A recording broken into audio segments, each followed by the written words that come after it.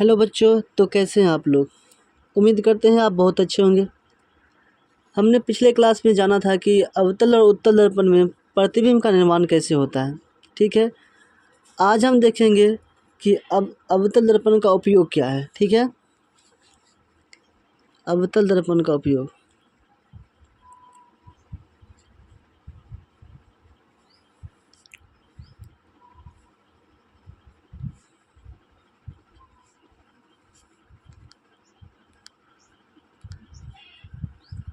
ठीक, ये रहा मेरा अवतल दर्पण।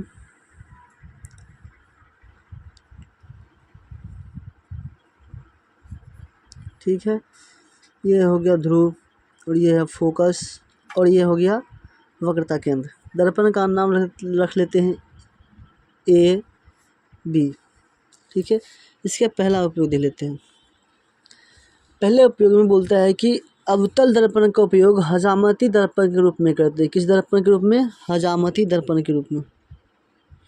यानी कि नाई आदमी जो होते नाई जो होते हैं इसी दर्पण का उपयोग करते हैं दाढ़ी बनाने के लिए। ठीक है, तो बोलता है कि अवतल दर्पण का उपयोग हजामती दर्पण के रूप में किया जाता है क्योंकि वे चेहरे का सीधा प्रतिबिंब बनाता है, साथ ही बड़ा भी बनाता है, काल्पनिक बनाता है। ठीक है, इसलिए इस दर्पण का उपयोग हजामती दर्पण के रूप में करते हैं।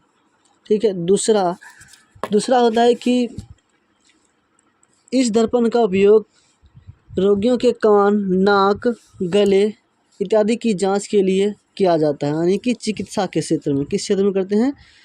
चिकित्सा के क्षेत्र में।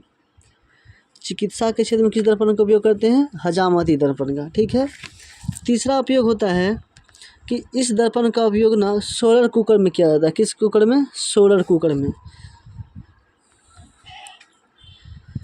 क्योंकि हम जानते हैं कि अवतल दर्पण का गुण है कि सभी किरणें को एक जगह पर आके मिलाना। क्या करना? सभी किरणें को एक ही बिंदु पर आके क्या करता है? मिलाता है।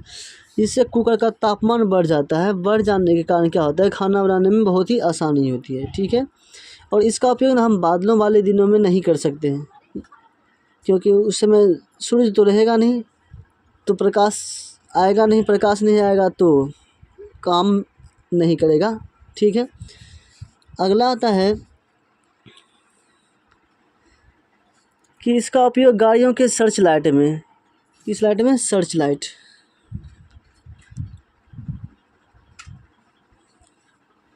यानी कि अवतल दर्पण का उपयोग सर्च लाइट में, गाड़ी के अग्रदीप में करते हैं।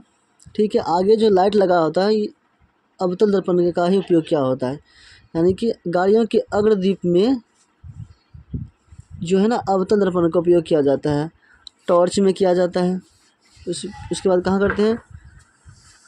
5वां पॉइंट, टॉर्च में। ठीक, उसके बाद हो गया टेबल लैंप। Table lamp. ठीक, इस प्रकार हमने अवतल दर्पण के उपयोग को देख लिया। अवतल दर्पण का उपयोग जो है ना एग्जाम में पूछा जाता है, तो शुरू से फिर से समझ लेते हैं कि अवतल दर्पण का उपयोग कहाँ करते हैं? हजामती दर्पण में। किस दर्पण में? हजामती दर्पण में। ठीक है, यानी कि कहाँ? हजामती दर्पण में। ठीक है, दूसरा चिकित्सा के क्षेत्र में। किस क्षेत्र में? चिकित्सा के क्षेत्र में। तीसरा पॉइंट सोलर कुकर में। चौथा पॉइंट सर्च लाइट और अग्रदीप में। 5वां पॉइंट टॉर्च, टेबल लैंप इत्यादि में करते हैं। ठीक है, इसको याद रखना आप सभी लोग। उसके बाद पढ़ेंगे उत्तल दर्पण का उपयोग। ठीक है, उत्तल दर्पण का उपयोग क्या होता है कि पहले देख लेते हैं उत्तल दर्पण कैसा होता है। ठीक है, ये रहा मेरा उत्तल दर्पण। ठीक है, जिसकी एक सतह यानी कि परावर्तक सतह उभरी होती है और दूसरी तरफ कलई किया गया होता है, कुछ इस तरह से। ठीक है, ये रहा मेरा दर्पण का ध्रुव, ये हो गया फोकस और ये गया वक्रता केंद्र। दर्पण का नाम ए बी। ठीक है, तो अवतल दर्पण का उपयोग में पहला पॉइंट आता है कि इसका उपयोग ना सड़क या गली में स्ट्रीट लाइट के रूप में करते हैं। किस रूप में? सड़क या गली में स्ट्रीट लाइट। किस लाइट में? स्ट्रीट लाइट, यानी कि गली के लाइट में जो है ना इसी दर्पण का उपयोग करते हैं। गली में जो लगा होता है गांव मोहल्ले में, ऐसा इस प्रकार का ही दर्पण लगा होता है। इस अवतल दर्पण का, उत्तल दर्पण का उपयोग गुण यह है कि यह क्या करता है, किरणों को फैला देता है। किरणें अगर फैल जाएगा तो इसका प्रकाश दूर दूर तक जाएगा, ठीक है। इसलिए इसका उपयोग गली में लाइट के रूप में करते हैं, यानी कि स्ट्रीट लाइट के रूप में करते हैं, ठीक है। इसका दूसरा पॉइंट होता है कि मोटर कार, ट्रक, बस इत्यादि में इसका उपयोग करते हैं। किस रूप में? साइड मिरर में। किस रूप में करते हैं? गाड़ियों के साइड मिरर में। मोटरसाइकिल में देखे होंगे कि दो ठो लगा रहता है दर्पण। क्या लगाता है? 2 दर्पण। वो उत्तल दर्पण ही होता है। क्या करता है यह दर्पण कि किसी वस्तु का हमेशा सीधा प्रतिबिंब बनाता है। क्या बनाता है? किसी वस्तु का हमेशा सीधा, ठीक है, और बहुत छोटा प्रतिबिंब बनाता है, जिससे क्या होता है, इसका दृष्टि क्षेत्र बढ़ जाता है। दृष्टि क्षेत्र बढ़ जाने के कारण क्या होता है, ढेर सारे प्रतिबिंब बन जाते हैं। पीछे से आने वाले ढेर सारी गाड़ियों को हम देख पाते हैं, ठीक है, जिससे हमें गाड़ी चलाने में कठिनाई का सामना नहीं करना पड़ता है, ठीक है। इसलिए इस दर्पण का उपयोग गाड़ियों में, मोटरसाइकिलों में जो है ना साइड मिरर के रूप में करते हैं। किस में? साइड मिरर के रूप में, ठीक है। तो बोलेगा कि गाड़ियों के साइड मिरर में किस दर्पण का उपयोग करते हैं, तो उत्तल दर्पण का। क्यों करते हैं? क्योंकि किसी वस्तु का हमेशा सीधा प्रतिबिंब बनाता है। क्योंकि वस्तु की तुलना में प्रतिबिंब बहुत छोटा होता है, इसलिए यह क्या करता है, दृष्टि क्षेत्र को बढ़ा देता है। दृष्टि क्षेत्र बढ़ा देने के कारण क्या होता है कि ढेर सारे प्रतिबिंब बना लेता है। ढेर सारे प्रतिबिंब बनने के कारण क्या होता है, हमें पीछे से आ रहे सारी गाड़ियों को हम आसानी से देख पाते हैं, ठीक है। तो इतना समझ गए होंगे, ठीक। अब देख लेते हैं चिन्ह परिपाटी, ठीक है। चिन्ह परिपाटी,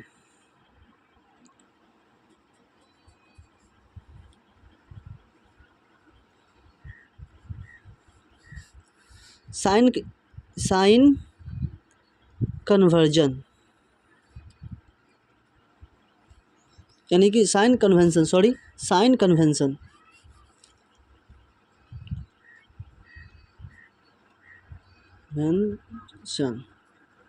ठीक है। तो क्या होता है कि गोलीय दर्पण द्वारा किसी वस्तु का प्रतिबिंब कभी दर्पण के सामने बनता है तो कभी दर्पण के पीछे बनता है, कभी ऊपर बनता है तो कभी नीचे बनता है, ठीक है। इसी में क्या होता है कि कभी कभी ना एग्जाम्पल यानी कि क्वेश्चन बनाने में थोड़ा सा प्रॉब्लम होता है। इसी से बचने के लिए चिन्ह परिपाटी का उपयोग करते हैं, ठीक है। तो इसका पहला पॉइंट बोलता है कि दर्पण में किसी भी बिंदु को दर्पण के ध्रुव से मापते हैं। कहाँ से मापते हैं? पहला पॉइंट, किसी भी दूरी को दर्पण के ध्रुव से मापते हैं। कहाँ से मापते हैं? दर्पण के ध्रुव से, यानी कि ध्रुव को मूल बिंदु माना जाता है। क्या माना जाता है? मूल बिंदु, ठीक है। दूसरा पॉइंट बोलता है कि आपतित प्रकाश की दिशा में मापी गई सारी दूरियां क्या होती है? धनात्मक। यानी कि अगर प्रकाश इस तरह से जाएगा, मतलब इधर वाले दूरी को अगर मापेंगे, इधर वाले दूरी को, तो धनात्मक लगेगा, यानी कि दाएं तरफ वाला दूरी धनात्मक होगा, ठीक है। तीसरा पॉइंट बोलता है कि आपतित प्रकाश के विपरीत दिशा में मापी गई दूरी ऋणात्मक होती है। यानी कि प्रकाश तो इधर जा रहा है, लेकिन इसके विपरीत अगर हम इधर वाले दूरी लेंगे, इधर वाले, ठीक है, यानी कि बाएं तरफ का दूरी लेंगे तो हमें ऋणात्मक लेना होगा। क्या लेना होगा? ऋणात्मक। यानी कि अगर ग्राफ पढ़े होंगे इस तरह से, तो ये अगर ये मूल बिंदु है तो इधर वाले दूरी पॉजिटिव होता है और इधर वाले दूरी निगेटिव होता है, ठीक है। उसके बाद क्या बोलता है कि प्रधान अक्ष के अगर ऊपर हो, अगर प्रतिबिंब प्रधान अक्ष के ऊपर बनता हो तो क्या होगा, ठीक। चौथा पॉइंट बोलता है अगर प्रतिबिंब दर्पण के वस्तु हमेशा कहाँ रखते हैं? दर्पण के प्रधान अक्ष के ऊपर। अगर प्रधान अक्ष के ऊपर रखेंगे तो वस्तु की ऊंचाई होगा क्या? धनात्मक लेंगे। क्या लेंगे? वस्तु की ऊंचाई को, वस्तु की ऊंचाई धनात्मक लेंगे। क्या लेंगे? वस्तु की ऊंचाई धनात्मक। पाँचवा पॉइंट, प्रतिबिंब की ऊंचाई अगर नीचे बनता होगा, अगर प्रतिबिंब नीचे बन रहा होगा तो क्या हो जाएगा? ऋणात्मक।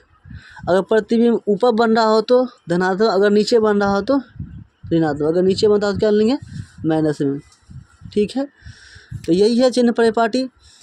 एक लाइन में इसको समझ लेते हैं कि पहला पॉइंट बोलता है कि ध्रुव को मूल बिंदु मानकर सभी दूरियां मापी जाती है। ठीक है, आपतित प्रकाश की दिशा में मापी गई दूरी धनात्मक होती, यानी कि दाएं तरफ अगर दूरी लेंगे तो क्या होगा, धनात्मक होगा, और आपतित प्रकाश के विपरीत दिशा में मापी गई दूरी ऋणात्मक होती है। कहने का मतलब कि दर्पण के अगर बाईं ओर की दूरी ले रहे हैं, अगर ये मान लेते अगर ये दर्पण है, अगर इधर वाले दूरी लेंगे तो क्या होगा, ऋणात्मक, इधर वाला लेंगे तो धनात्मक, अगर ऊपर वाले दूरी ले रहे हैं तो धनात्मक, अगर नीचे वाला दूरी ले रहे हैं तो ऋणात्मक। ठीक है, तो आपतित प्रकाश की विपरीत दिशा में ली गई दूरी क्या होती है, ऋणात्मक होगी।